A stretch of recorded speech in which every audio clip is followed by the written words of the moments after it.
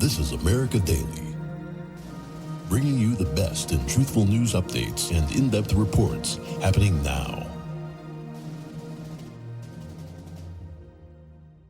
Welcome to America Daily. I'm Jessica Beatty. And I'm Vanessa Rios Gomez. Here's today's top headlines.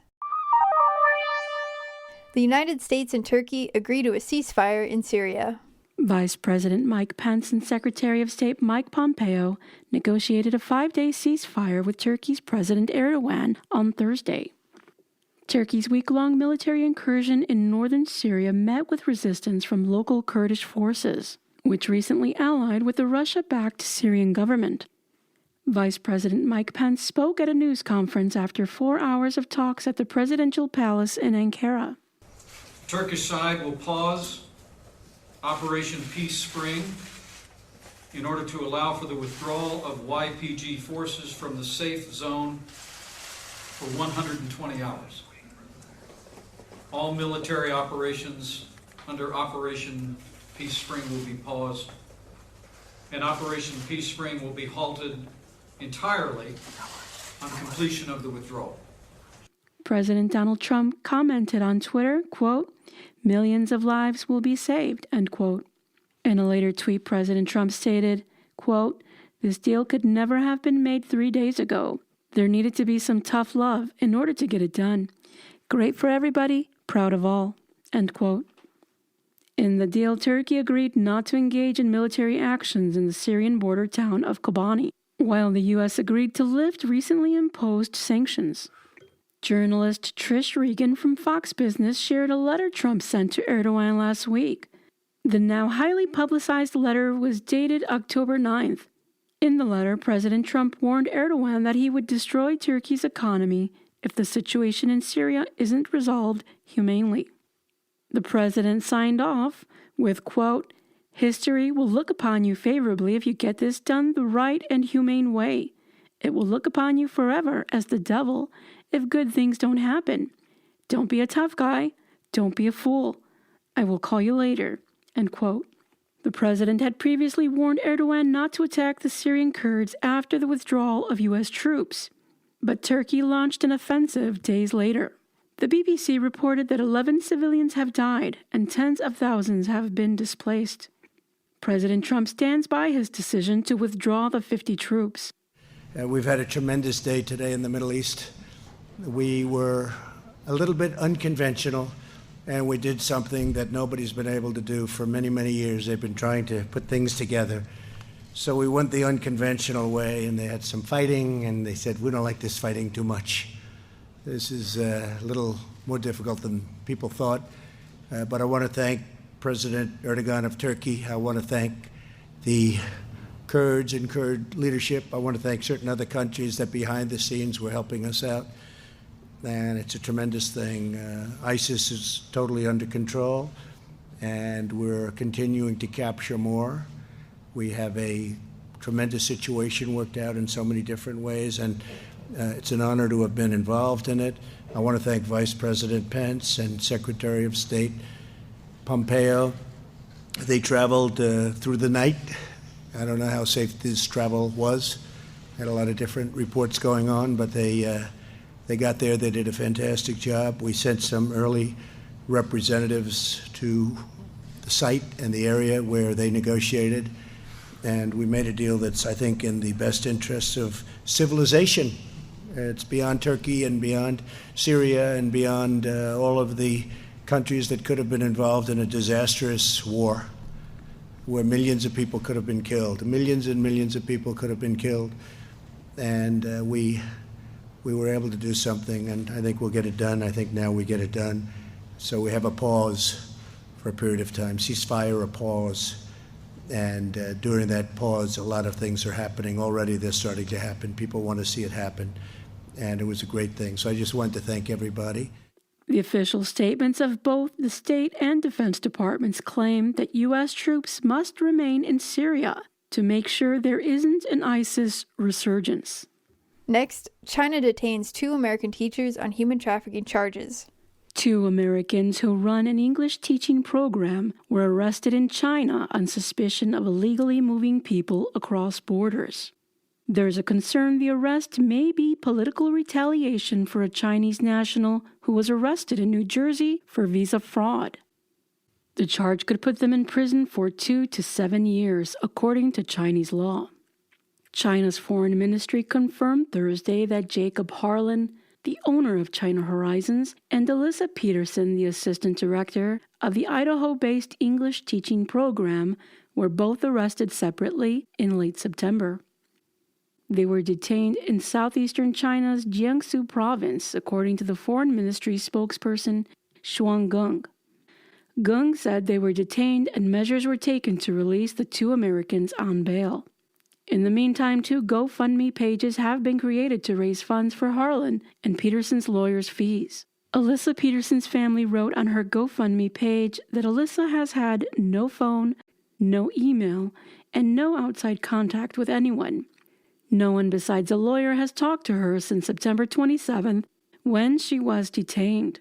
The GoFundMe page also states, quote, "She wakes up when told, she goes to sleep when told, she spends her day in a jail cell or walking in a circle counting steps," end quote. There have been no further updates yet. Consequently, on Harlan's GoFundMe page, it states that local Chinese police took Harlan and his 8-year-old daughter, Viara, from the hotel where they were staying in Weifang City of Shandong Province on September 28th. According to an Epoch Times report, the U.S. State Department confirmed their detention, but provided no further details, only responding that the State Department was in contact with Peterson and they are monitoring the situation. Harlan and Peterson's arrest took place just days after U.S. federal prosecutors charged Chinese national Liu Zhongsan in New Jersey with fraudulently obtaining U.S. visas for Chinese government employees. The timing has raised suspicions of possible political retaliation. U.S. prosecutors allege Liu helped Chinese government employees enter the United States posturing as research scholars. They said, in reality, Liu's assignment was to recruit top U.S. talent to benefit the government of China, according to a September 16th Department of Justice press release. The assistant director of the FBI's Counterintelligence Division, John Brown, said in a statement that, quote, "Liu broke the law by seeking visas for employees of the government of the People's Republic of China to enter the United States under false pretenses," end quote. Coming up next, are we teaching children to value fame above all else?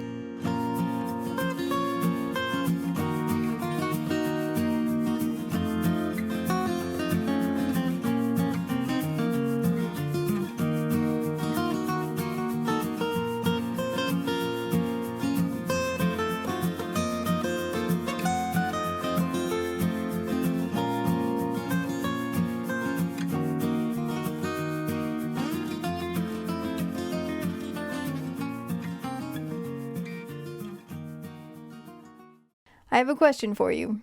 When you were little, what did you want to be when you grew up? And your answer will probably depend a lot on which era you grew up in. With the rise of social media and fame-motivated children's content, children nowadays want to be famous above all else. But is this healthy? And if not, what can parents do to help steer their children towards more worthy goals? We welcome back America Daily contributor Timothy Gebhardt to discuss this topic. Thanks for being here, Tim. Yeah, thank you.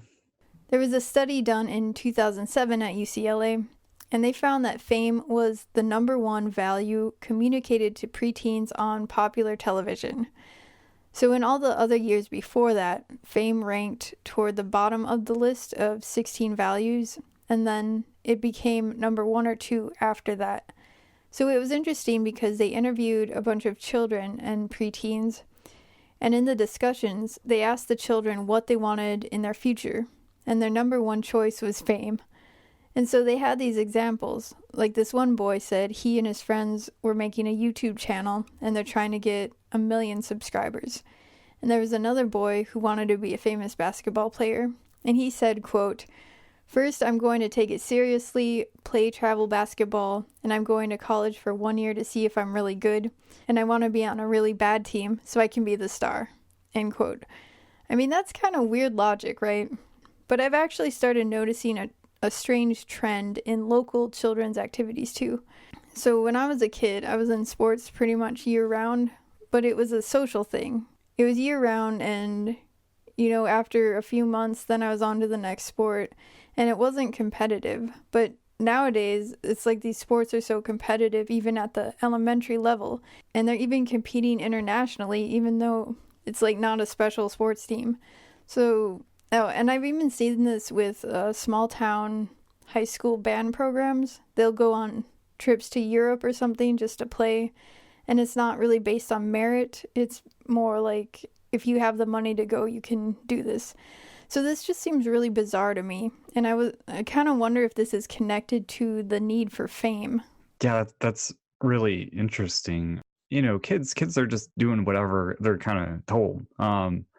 So do you think there's kind of a need on the parents' part to kind of push this on kids, or do you think it comes from like some, maybe the media is like telling them to do this? Maybe that's our prevalent narrative today, where it's, we have to be big, like really, really big. Yeah, that's a great question. I do think that maybe coaches are trying to please the parents, or maybe this is in response to parents being like, why isn't your program doing better? Or why isn't your program more prestigious? Or I don't know, maybe parents also subconsciously want their children to be famous. I heard, when they studies, they were talking about this reality shows, reality TV, and that this might have a lot to do with it, because it's the media that really informs people nowadays. Going back to George Gerbner, he did a lot of studies on the media and how it affects people, and he basically likened the media to like a religion now. I think in the 1950s, 60s, he was doing all these studies and stuff like that, and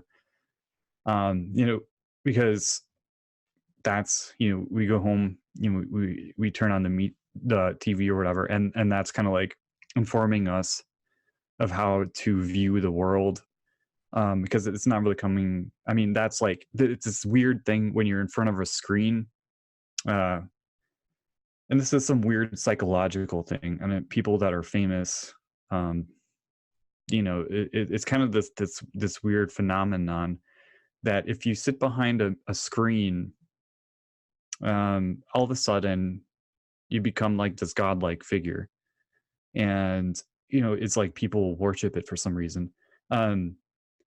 Exactly why that is, it's kind of some bit of a mystery. I'm sure there's people that have looked into it, but it's there's this barrier between the normal expectations of life, and then when you're behind a screen, there's you're basically like the center of attention, and there's some people that looked into this, so there's like some kind of primal reason for it.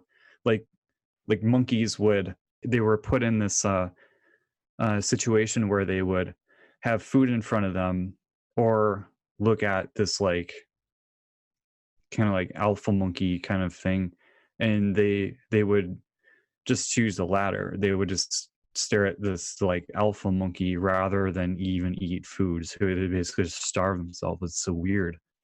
And with us, in the human condition, it's kind of doing that same thing, where we're like we're basically surrendering our entire selves to this ideal, and it's strange, and how media affects us, how we look for that fame.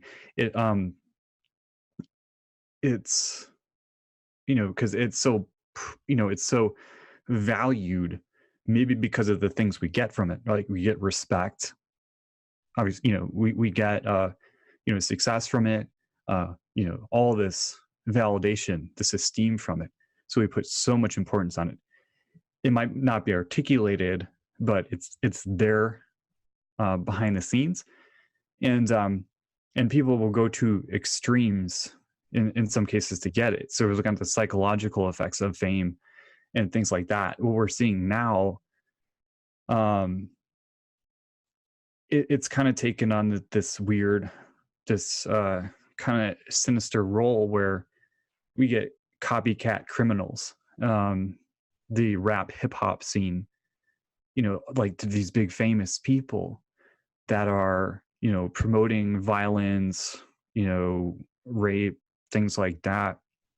And they're just promoting it like, yeah, I'm the big top dog kind of thing. This is what I do. And then people go emulate it. But there's, that fame aspect to it too, where it's like, I want to be famous, so I'm going to do this to be famous, regardless of what it takes to get there. That's interesting.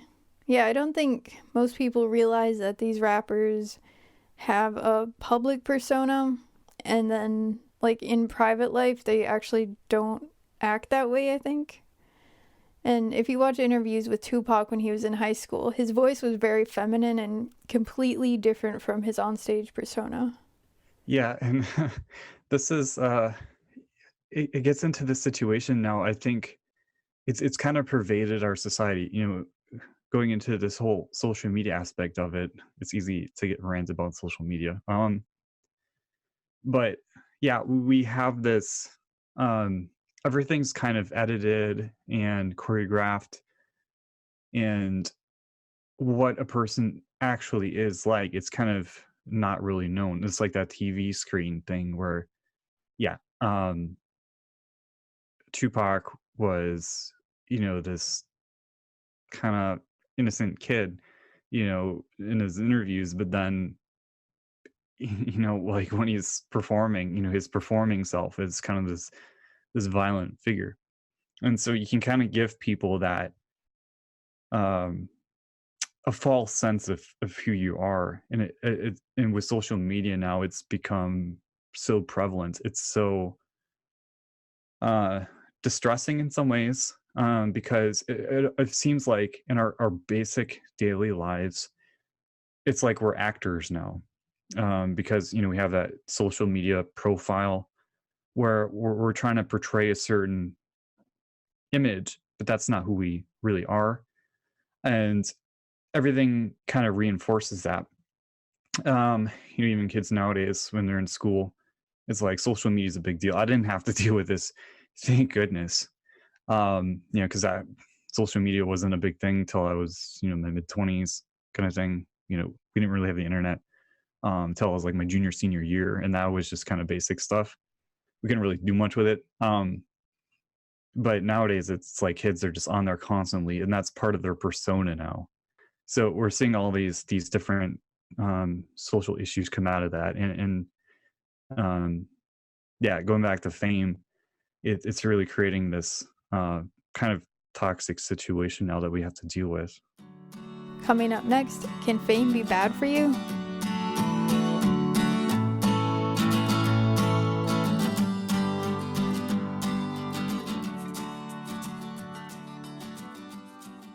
So, are there any negative effects of fame? Did you find anything?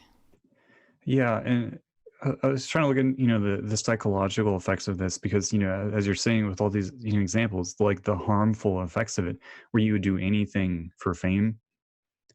And there's the American Psychiatric Association. They kind of recognize this disorder, the histrionic personality disorder. And that's where people would use excessive attention seeking behaviors, and all their emotions and everything are wrapped around validation from others. So they would use seductive behavior, excessive need for approval. They try to be dramatic, vivacious, enthusiastic, flirtatious and things like that. And it's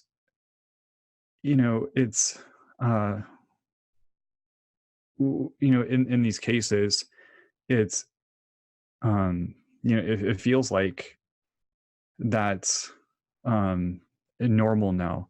And women are kind of thinking that, oh, this is a normal behavior, but it's actually that this kind of it's a clinical disorder. It's actually like an addiction, and it triggers the different receptors in our brain. It's like pulling on a slot machine kind of thing.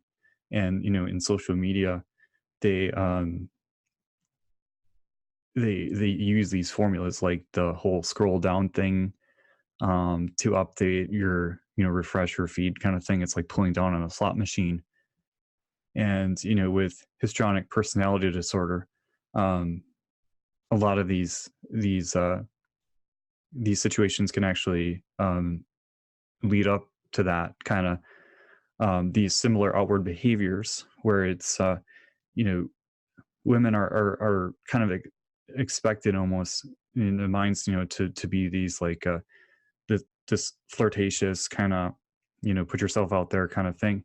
And that kind of leads to um the world responding them to them in that way, that seductive way. And then there's trouble with that because they might not be thinking of the consequences.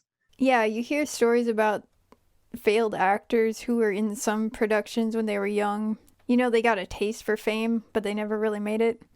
And even if they haven't had an acting role for decades, they still consider themselves actors. And they're still trying to be famous. And it's kind of depressing, really.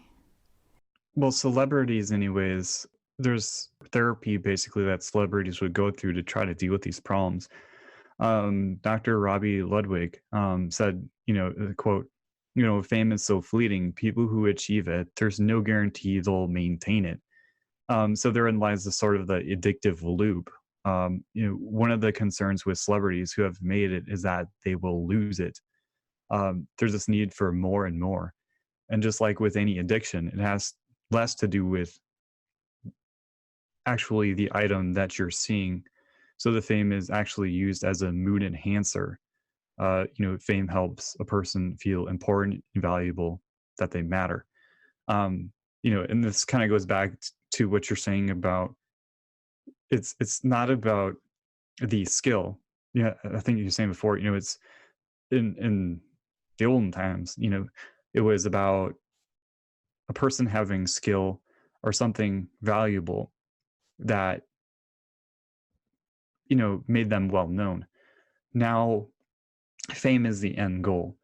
And when fame is that end goal, that's when it starts to create all these problems and issues.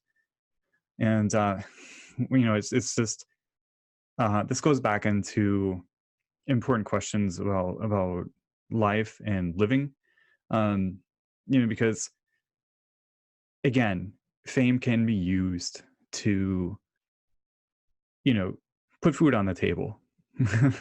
It can be used for a healthy amount of validation. There's some benefits to it, but when that becomes the end goal, that's the issue. So in these situations, it becomes important to not try to pursue fame. Like, just be content with what you have. Just make enough to live, be comfortable with it, be comfortable with your own person as it is. So in a lot of sense, it's about building a healthy relationship with yourself, because there's the old saying, I'm gonna butcher this, but it's like, a king in their own castle, it doesn't mean anything if that king's like isn't comfortable with themselves. I forget what it is, but you get the point. It's like the main issue here with fame is, how do we relate to ourselves? And if fame is the end goal, it's going to take us further and further away from us feeling comfortable with ourselves and who we are. And so we're gonna get pulled in that opposite direction, where we're constantly trying to be validated by others, or we're constantly looking for those likes and shares and reactions and all this stuff that it's taking us further from a healthy grounding we have in ourselves. So I'm thinking with this issue, that's definitely a key point in looking at fame. Coming up next, what you can do to help children navigate the media's messages about fame.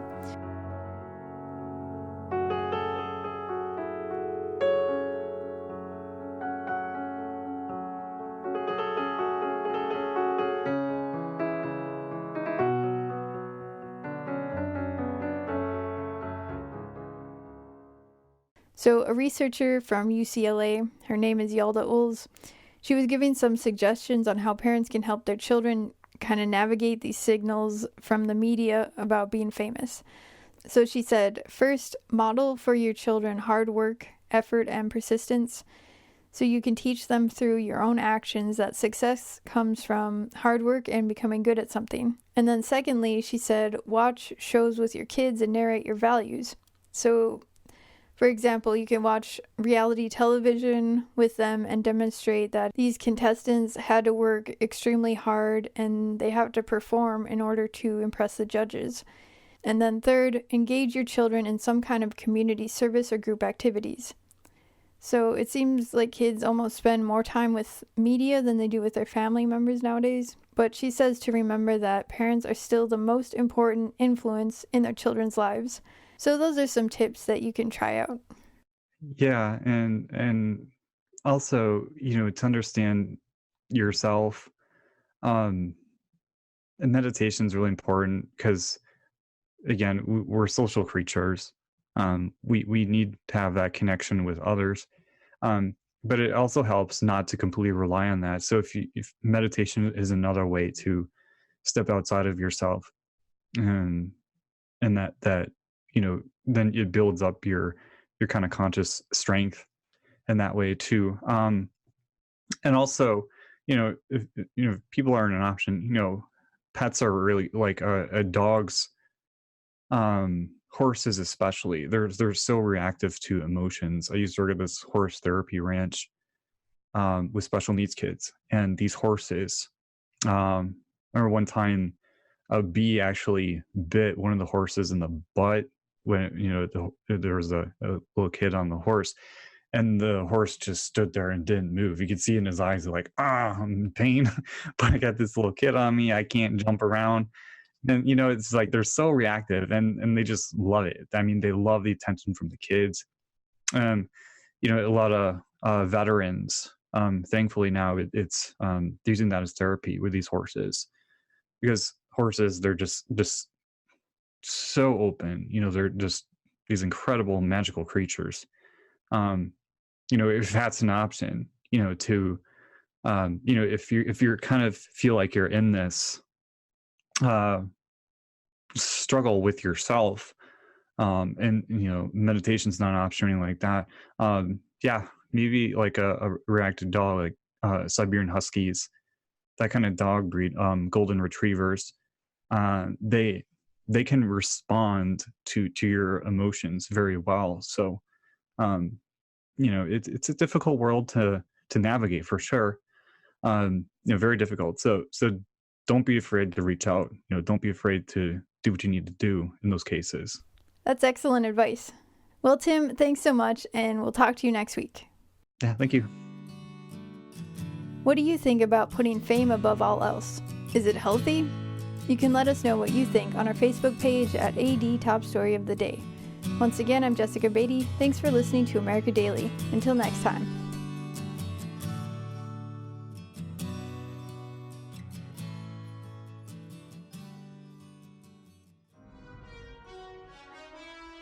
This is America Daily, bringing you the best in truthful news updates and in-depth reports happening now.